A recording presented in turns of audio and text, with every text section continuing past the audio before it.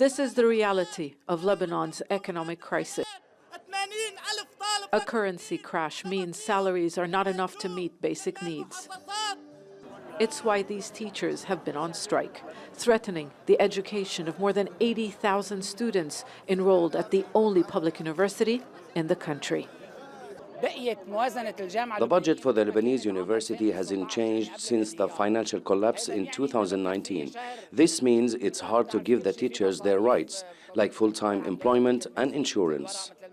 The Lebanese university has become the only option for those who can no longer afford private education. Many students are concerned about their future. Already, more than 200 of the teaching staff has left. If you don't give them their rights, more will leave. This will affect us. Already there is a huge shortage of lab equipment and other learning resources at the university.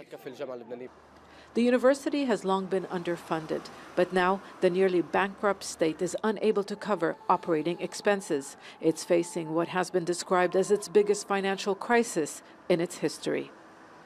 And it is close to collapse. The university says it needs $34 million for this year's academic year, but it only has $16 million in its budget. For families who are struggling, education is no longer a priority, especially because of the drastic increase in tuition fees.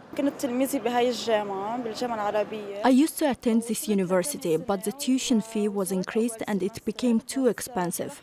It was a very difficult decision. My financial situation didn't allow me to continue my education. I couldn't work and study at the same time. With no end in sight to the economic collapse, many fear they too may be forced to drop out. I'm not sure if they increase the tuition fees or something, I'm not sure I'll be able to pay them.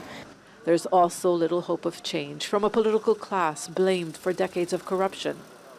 They left us no chance for opportunities, and there is practically no future for students in Lebanon. There may still be those able to complete their studies, but the United Nations says the financial collapse has, until now, forced 30% of those aged between 15 and 24 to drop out of school.